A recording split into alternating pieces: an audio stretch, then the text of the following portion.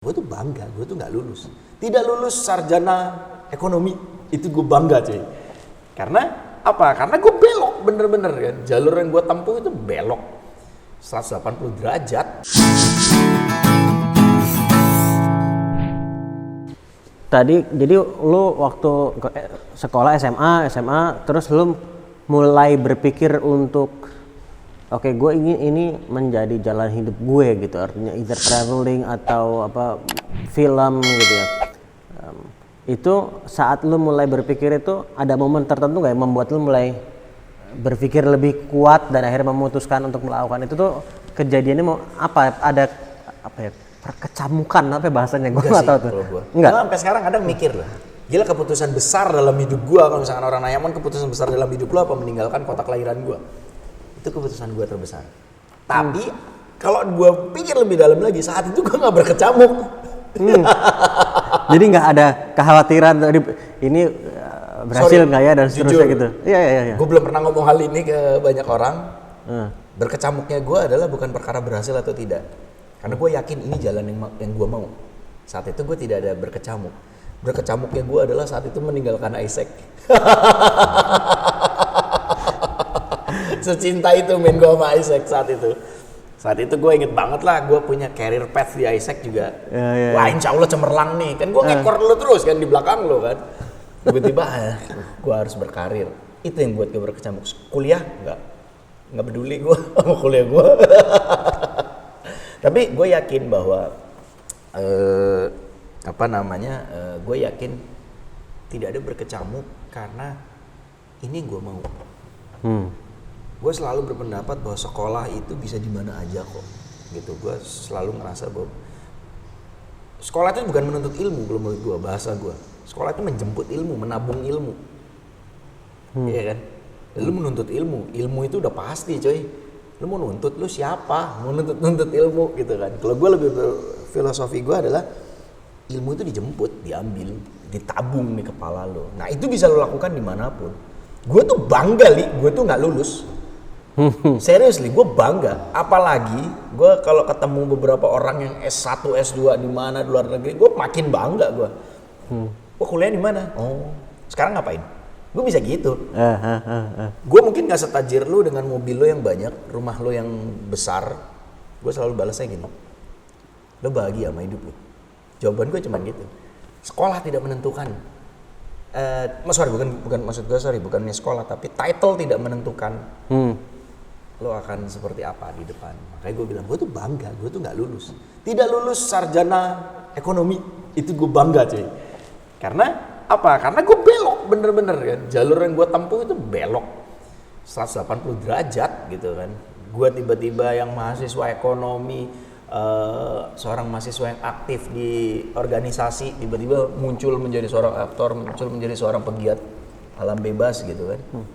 Menurut gue bangga gitu bahwa gue nggak lulus. Karena lu jelas kenapa lu memutuskan untuk belok gitu ya? Iya, karena gue jelas. Makanya dari itu yang selalu gue bilang ketika gue melakukan sebagai seorang speaker di beberapa seminar atau acara apa gitu, sama seperti kebelet hidup lah. Lo tau apa yang lo mau nggak? Jangan pernah jalan ketika lo nggak tahu mau kemana. Simple. Lo keluar jalan raya, lo nggak tahu mau kemana. Resikonya banyak. Potensi ancaman akan datang. Bisa saja lo bengong kemudian ditabrak mobil, bisa saja lo semakin get lost sampai akhirnya lo lupa rumah lo di mana. Ternyata lo di jalan begitu jauh. Gimana sama Gimana sama orang yang berpendapat juga jalan aja dulu? Atau kalau gue ngambil, kita sama-sama suka film dan dari Lord of the Rings, Tolkien gitu ya, kan bilang not all who wander are lost gitu ya. Kalau orang yang lu melihat apakah itu hal yang berbeda atau gimana pendapat lu? Sudut pandangnya beda, Li. Maksudnya not all who wander are lost gitu, itu sudut pandangnya beda. Kita bisa melihat bahwa sesuatu yang tersesat itu menjadi perspektif yang positif. Namun satu sisi kita bisa melihat juga sesuai kebutuhannya bahwa sesuatu yang lost itu artinya buruk gitu. Sesuatu yang positif maksudnya begini. Jalanin aja dulu. Gue juga tipenya kayak gitu. Tapi kan ada proses pendewasaan ketika lu berjalan. Baru 3 kilo misalkan satuannya ya, baru 3 kilo atau baru 3 tahun gitu, lo mengalami proses katarsis perubahan manusia, pendewasaan. Oh, jalan gue sudah benar atau belum? oh ternyata gue harus ganti haluan. Nanti akan ada momen seperti itu. Gitu. Jadi kalau correct me if I'm wrong, kalau jadi yang gue pahami dari apa yang lo sampaikan nih ya, tadi jangan memulai tanpa lo tahu mau kemana. Tapi kalau tadi yang memang sengaja untuk mengeksplor, jadi memang sudah ada niat untuk mengeksplor, maka eksplor aja meskipun lo belum tahu, tapi memang lo ingin mengeksplor dulu. Artinya kan lo udah tahu mau mengeksplor. Iya, jadi memang sudah ada tahu mau ngapainnya gitu ya. Gitu, udah tahu mau ngapainnya, jangan keluar nggak tahu mau ngapain. Iya, oke. Kita nggak tahu selama perjalanan itu lo ketemu sesuatu yang menambah ilmu lo misalkan. Ya kan, ketemu hal lain yang lo bisa mempertajam ilmu lo, kita nggak tahu. Tapi bisa juga tadi loss dalam sudut pandang buruk, tapi kalau di gua selalu loss itu buruk. Kalau di gua karena gua kebetulan berkutat di pekerjaan yang memang sakok ya, segala sesuatu harus terukur, dalam artian ketika berada di medan yang uncertainty, tadi gue bilang loss ya loss, don't you ever saying let's get lost. Gue kalau udah punya partner yang ngomong let's get lost, lo aja berani lo ngomong gitu, lo nantangin Tuhan, kasarannya kan seperti itu. Kalau gue sih nggak mau loss. Untuk nggak mau loss apa? Dibutuhkan perencanaan perjalanan, perencanaan ekspedisi. Gue selalu percaya keberhasilan suatu ekspedisi, keberhasilan suatu project, keberhasilan suatu mimpi itu 90% ditentukan dari persiapan lu, 10% itu eksekusinya. 90% dari persiapan, 10% eksekusi. Ternyata Cristiano Ronaldo melakukan hal yang sama. Ketika di latihan, dia gila-gilaan mainnya. Wah, separah itu. Ketika match day, dia mainnya nyantai, dia anggap itu mainan. Karena dia udah melakukan persiapan di sebelumnya gitu. Maka dari itu kalau lo bilang loss, setidaknya lo tahu apa yang lo mau dan apa yang lo butuhkan. Kalau memang kebutuhannya memang harus loss, ya mau nggak mau. Iya. Gak apa-apa, karena gue mau nyari explore yang memang tidak, kita mencari elements of surprise misalnya. Yang belum kita temukan, belum kita ketahui gitu misalnya. Tapi kan tujuan lo jelas. Iya. Mengeksplor. Iya. Bukan lo tiba-tiba keluar rumah, jebret atau memutuskan karir keluar dari satu kantor A. Mau kemana habis gitu? Udah tahu, ya bumerang pada akhirnya, gitu sih Li. Ya. Nah lo, kalau gue inget nih, lo itu saat pertama kali lo keluar dari kuliah dan itu lo pertama kali itu lo VJ MTV, ya kan? MTV VJ Hunt dulu kalau gue nggak salah kan? 2004. Wah, gila 16 tahun. Itu lu kan inginnya aktor gitu ya, meskipun gue bisa dari satu sisi gue sekarang melihat toh itu kemudian menjadi jalur karir lu menjadi aktor ya, cuma saat lu memutuskan untuk oke, gue pengen ikutan MTV VJ Hunt jadi VJ gitu, apakah lu memang sengaja ini sebagai batu pijakan gue atau sebenarnya itu bukan gimana, karena itu kan beda sama acting gitu men, sejujurnya presenting gitu. Gue tidak ikut. Pada saat itu gue tidak ikut kompetisi itu, tidak ikut acara seperti itu. Nggak sengaja gue dijebloskan untuk ikut. Nggak sengaja gue dijebloskan untuk ikut dan ternyata gue yang kepilih. Oke. Dijeblosin gimana tuh? Ya ketika itu dari Surabaya, seingat gue tidak ada hasil segala macam, kemudian sponsor. Kebetulan saat itu gue bekerja di salah satu radio yang sebagai salah satu sponsornya.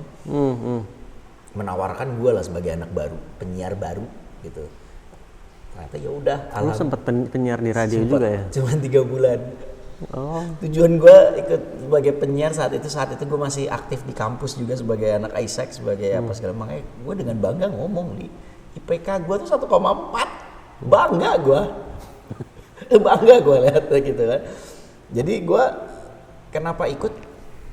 Karena kan gue suka berteman ya, lo tau lah Li, gue tuh suka meet up with strangers tuh gue suka gitu kan. Tujuan gue bekerja menjadi penyiar radio saat itu ya memperbanyak teman. Ternyata jalurnya menuju MTV, terus ketika gue yang terpilih, gue saat itu yang kayak gue kan kagak bisa ngomong, gue nggak bisa ini, yang ada di kepala gue udahlah nothing tulus, ya kan, layar udah terkembang coy, udah berangkat aja lah. Tapi gue yakin di situ bahwa dengan gue masuk ini, walaupun gue tertatih-tatih atau berjuang, setidaknya membukakan jalan gue untuk menjadi seorang pemain film sebagai impian gue. Ya alhamdulillah banget, gue selalu bersyukur sampai hari ini. Jalan itu mudah. Sampai hari ini tuh Li, apa yang gue mau itu alhamdulillah That's why gue selalu percaya Tuhan punya waktu yang tepat untuk kita. Makin lu kejar nggak akan dapet. Semenjak itu gue menjadi orang yang goles. Kalau misalkan gue pengen ini, ya tetap yakin, tapi jangan maksa gitu. Harus sekarang gitu. Jangan maksa gitu. Tetap yakin. Nanti Tuhan itu sutradara yang hebat kalau buat gue. Sudut pandang perfilman buat gue, Tuhan itu sutradara yang hebat. Lo masih scene segini lo mau ending gitu kan. Lo masih scene segini lo mau menang nanti gitu kan. Apa ya istilahnya, Tuhan tuh udah buat alur yang pas buat setiap manusia gitu kan. Makanya gue selalu percaya ya kalau nggak dapet ya udah, belum jodohnya gitu kan. Belum akhir film juga, belum akhir cerita gitu kan. Akhir cerita gitu kan. Mungkin menurut lo ini keberhasilan kalau lo mendapatkan satu posisi A atau suatu prestasi A buat lo. Tapi ternyata Tuhan punya pemikiran lain, ya kan, punya rencana yang lain bahwa enggak Li, yang cocok buat lo keberhasilan itu nanti ketika lo berhasil mendapatkan P. Jauh banget tuh A sampai P. Tanpa lo sadar ketika lo dapat P, pencapaian lo lebih besar, more than you ever imagine gitu kan. Gitu. Makanya gue selalu sampai sekarang gue selalu woles. Menarik pertanyaan frequently asked question ke gue tuh adalah bagaimana Kak Ramon mengatur keuangan. Itu FAQ yang di gue. Mumpung sini coba jawaban gue tuh cuman uang tuh nggak bisa ngukur kebahagiaan lo kan. Dan gue orangnya simple, nggak ada duit ya udah, ntar juga ada, ngerti kan lo? Lagi nggak ada. Tapi duit. Kalau lu, sorry gue potong. Kalau misalnya ya ada memenuhi kebutuhan keluarga, anak dan seterusnya itu. Nah artinya kan belajar nge-manage dalam artian. Kayak gue bilang, gue selalu setiap mendapatkan pekerjaan, mendapatkan kompensasi, salary atau fee, sepinter-pinternya gue mengatur. Ini untuk ini investasi ini, untuk investasi ini, untuk pembayaran ini, segala kebutuhan. Itu beres gitu kan. Tapi kan sudut pandang gue adalah uang untuk membahagiakan gue. Frequently asked question-nya itu. Ya, jawaban gue itu bahwa banyaknya uang di dompet gue itu gak mengukur kebahagiaan gue. Kalau lagi ada ya udah alhamdulillah gue syukurin, gak ada ya alhamdulillah gue syukurin. Tuhan tuh sayang sama semua umatnya, nggak mungkin Tuhan menelantarkan gitu kan. Tapi kan tetap berupaya keras gitu kan. Tetap di sudut pandang yang lain gue tetap, bukan berarti gue pengangguran, enggak gitu. Pekerjaan gue banyak gitu Li. Gue percaya bahwa ya nanti juga ada. Hidup itu kan perkara tabur tuai. Apa yang lo tabur nanti lo akan menuai kan. Gitu kan. Itu selalu gue percaya gitu. Selalu berpikiran baik aja ke semua orang, selalu berpikiran positif aja ke semua orang gitu. Dari situ itu adalah salah satu wujud bersyukur sih buat gue. Makanya gue selalu kalau ketemu siapapun gue selalu ngomong, ya sering-sering bersyukur aja lah. The more you grateful itu, the more you get gitu kan. Sesimpel itu kalau gue. Makanya gue bilang, gue tuh nggak bisa ngukur yang namanya uang itu. Kalau ukur keberhasilan tuh bukan di apa yang lo punya, apa yang lo simpan di tabungan lu, enggak. Keberhasilan lu tuh adalah apa ya, apa yang udah pernah lo kasih. Cita-cita gue tuh simple Li. Cita-cita gue simple. Ketika gue meninggal semua orang doain gue. Cita-cita gue sesimpel itu men. Ketika gue nggak ada semua orang ngedoain gue. Udah itu doang udah. Semua orang yang mendoakan gue walau gue udah nggak ada, tapi orang masih ngerasa kayak, hah, orangnya udah nggak ada ya, padahal kayaknya masih ada gitu. Kayak lo contoh fenomena almarhum Krisya ketika beliau meninggal. Semua orang mendoakan hal baik gitu kan.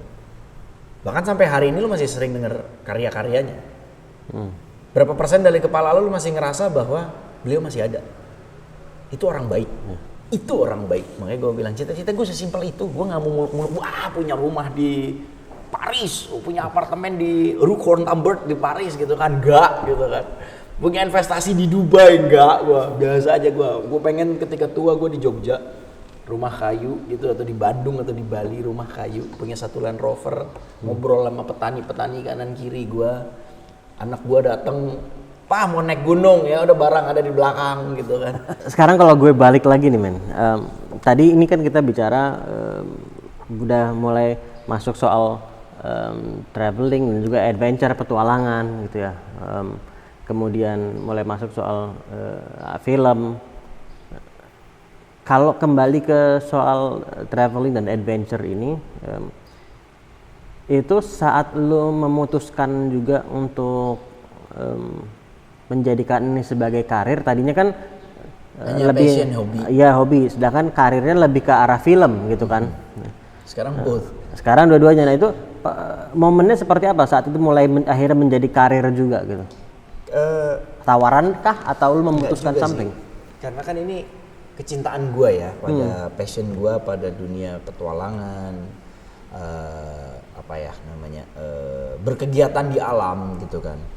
Pada akhirnya gue ngerasa bahwa mampu membedakan hanya sekedar traveling biasa sama melakukan kegiatan outdoor, the real outdoor gitu kan. The real outdoor seperti apa? Mendaki gunung itu nggak semudah sesimpel pendaki-pendaki yang lain yang pada mendaki aja gitu.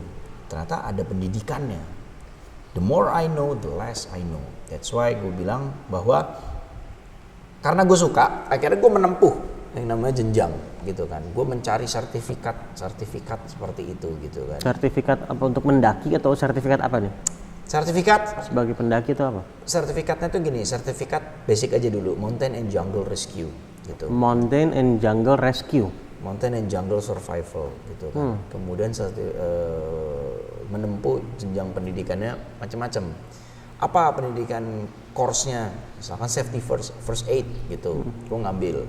Kemudian gue ngambil pula bagaimana kursus tentang navigasi, bagaimana membaca peta. Apakah selama ini lo bisa membaca peta? Google Map gue.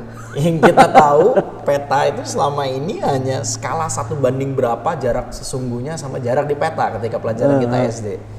Ternyata enggak gitu kan. Ada yang namanya koordinat. Apa kalau bisa baca titik koordinat gitu kan? Itu ternyata wow, buat gue tuh yang kayak wow, dan gue malah tertantang untuk terus mendalami hal tersebut. Dan itu ada pendidikannya untuk orang umum bisa join tuh di mana gitu men kayak gitu? Banyak, maksudnya kan ada beberapa organisasi gitu. Gue mengikuti salah satu organisasi gitu kan. Banyak kok di Indonesia gitu kan, sekolahnya gitu. Kemudian ada lagi yang namanya ilmu divisi tentang misalkan zoologi, dalam artian tumbuhan yang bisa lo makan. Mana yang mengandung racun, mana yang tidak. Seperti kasusnya Christopher McCandless or Alexander Supertramp di film Into the Wild. Ya, salah satu film favorit gue itu. Salah satu film favorit, mengubah hidup gue juga itu gitu kan. Bahwa dia di situ meninggal karena salah memakan tumbuhan gitu kan. Artinya kan kita harus tahu. Traveling nggak cuma sekedar traveling nggak cuma sekedar let's get lost. Akhirnya hingga pada fase di mana pendewasaan gue mendapati ilmu yang banyak. The more I see, the more gue mendalami itu ternyata the less I know gitu kan. The more you know, the less I know gitu kan hukumnya. Itu yang membuat gue menjadi lebih manusia. Gue melihat pelatih gue di atas langit ada langit gitu. Itu membuat gue menjadi lebih disiplin, menjadi respect sama diri gue, respect sama yang lain. Membuat gue menjadi orang yang memang kesimpulannya ya hidup itu untuk belajar. Hidup itu menjadi siswa. Gitu kan, hidup itu di bumi ini lu menjadi siswa sampai lu bergelar ALM gitu kan. Apa tuh? Almarhum gitu kan. Oh, ALM. Iya kan. Gitu. That's why fulfill your life gitu kan. Gitu. Makanya gue menempuh segala macam hal tersebut hingga akhirnya menjadi sesuatu yang menghasilkan. Gitu kan, Li, bahwa karena ya gue ngerasa bahwa gue sebagai manusia banyak yang kurang gitu. Gue harus belajar tentang gue memilih berkegiatan di alam. Gue harus penuhi bagaimana caranya tentang navigasi. Gue harus penuhi navigasi dan survival beda gitu. Ada lagi yang namanya paling utama manajemen perjalanan. Itu beda lagi, perlengkapan dan perbekalan. Bedanya perlengkapan dan perbekalan tuh apa gitu? Apa? Perbekalan ada usianya. Ini perbekalan. Ada usianya kalau perbekalan. Ada usianya. Baterai perbekalan. Perlengkapan tuh apa? Tenda, sarung tangan, tali, flysheet segala macam. Kemudian dipecah lagi. Mana individual goods gitu kan, mana yang memang perlengkapan pribadi, mana yang memang perlengkapan kelompok gitu ya. Diupayakan segimana mungkin lu lengkapi semua kebutuhan utama lu dari ujung rambut sampai ujung kaki gitu kan gitu. Dan itu kalau perjalanan gitu misalnya lu kan perjalanan nggak sendiri gitu, artinya semua orang harus paham dulu sebelum berangkat gitu kan. Pernah nggak lu ngalamin kejadian saat ada yang ternyata nggak lengkap atau lo sendiri mungkin ada yang kelupaan, dan terus itu kayak gimana kalau ada momen-momen kayak gitu, man? Ya resiko lo Lo bawa headlamp tapi nggak bawa baterai, ya itu resiko lo. Intinya kan kita terdidik untuk segala sesuatu terukur, terdidik untuk jangan menyusahkan orang lain, gitu kan. Maka penuhi semua kebutuhan itu. Sifatnya primer semuanya. Even kaos kaki, jangan salah. Kaos kaki itu sesuatu yang fatal. Ketika hujan, kaos kaki lo basah dan lo nggak bawa backup. Besok paginya lo harus pakai itu kaos kaki basah. Yang ada psikologis lu nggak nyaman, dan kedua lu bisa masuk angin dengan kaos kaki basah tersebut. That's why dibentukkan backup. Sama seperti hidup, you must have a backup plan, gitu kan. Sama seperti ada seninya menata pakaian ketika kita sedang berada di zona hutan misalkan atau pendakian. Tata letak, mana yang ditaruh paling atas? Obat-obatan, headlamp dan raincoat itu harus berada di paling atas. Kita nggak tahu kapan hujan akan turun. Kita nggak tahu kapan kita sakit or kawan kita sakit. Kita nggak tahu tiba-tiba menjelang malam, gitu kan. Wah ternyata detail cuy peraturan. Nah yang membedakan antara traveling sekedar traveling dengan kegiatan yang gue lakukan ini, menempuh rimba, menempuh laut segala macam, kegiatan ekstrim lah boleh dibilang. Karena sebenarnya berkegiatan di luar ruang itu ada dua hal. Gue sering mengucapkan hal ini. Objective danger sama subjective danger. Objective danger dan subjective danger. Objective danger itu segala macam potensi bahaya di luar kuasa kita. Cuaca berubah, banjir bandang, satwa datang, gitu kan, gempa bumi atau apapun. Subjektif itu potensi bahaya yang ditimbulkan oleh dari diri kita sendiri. Lalai membawa perlengkapan, tubuh tidak prima, tidak fokus, itu subjective danger gitu. Sama seperti hidup, lo harus punya your own subjective danger, your own objective danger, dan how to prevent this. Sama seperti hidup gitu kan. Makanya gue bilang bedanya mengerucut pada akhirnya traveling dan berkegiatan adventure seperti ini. Ketika lo traveling, lo melakukan solo traveling sendirian sah karena lo berada di urban. Artinya lo berada di zona yang memang tidak mengundang dan mengandung bahaya, gitu kan. Ya. Tapi ketika di kegiatan kayak gue gini, gak bisa solo. Bodoh dan bohong namanya kalau lo bilang naik gunung sendiri. Bodoh dan bohong kalau lo bilang gue nyelam berapa meter dan gue sendiri, bohong. Ada pakemnya pak, gitu kan. Masuk hutan harus berdua setidaknya, buddy system. Naik gunung setidaknya minimum berdua, menyelam harus berdua minimum, buddy system. Gue percaya lu percaya gue. Even ke toilet, ya di hutan gak ada toilet ya. Malam lu mau buang air gitu ya, lu harus bangunin gue. Mon, temenin gue ke toilet. Oke, walaupun gue lelah ya Li, gue ngantuk, lu harus bangunin gue, tampar gue untuk bangun. Cuman untuk nemenin lu, tanda kutip buang air besar. Dan gue harus ikhlas. Kenapa coba kira-kira menurut lu harus berdua? Karena kalau dia kenapa-napa, ntar lu juga bisa berbahaya buat lu juga kan. Jadi buat untuk kita intinya juga. Intinya seperti itu, bahwa akhirnya kan kita di sini belajar untuk mengutamakan kepentingan kelompok. Kita belajar untuk teamwork. That's why kembali lagi, jika ini dikorelasikan ke hidup, ya ini pelajaran di gua, ini sekolah di gua. Hal-hal detail seperti ini gitu kan. Ada yang namanya, ternyata ke gua sering mendaki gunung, ternyata ada pemahaman tidak tertulis bahwa istirahat itu sifatnya vital. Maka dari itu penuhi kebutuhan istirahat lo dengan super nyaman. Apa contohnya? Ya disiplin, kembali lagi ketika kita ambil contoh paling simpel naik gunung ya. Naik gunung ketika udah sampai di pos di atas dan lo harus ngebangun shelter, tenda segala macam, segera ganti baju lo karena baju lo basah. Ganti baju yang paling nyaman. Pakailah sweater yang paling nyaman. Harus punya matras yang nyaman, selimut, sleeping bag yang nyaman. Kalau lo semua nyaman, tidur lo enak nggak? Ya kan? Ambil prinsip logika aja. Ketika lo pagi bangun, lo akan melanjutkan ekspedisi lagi. Ketika lo nyaman, lo prima.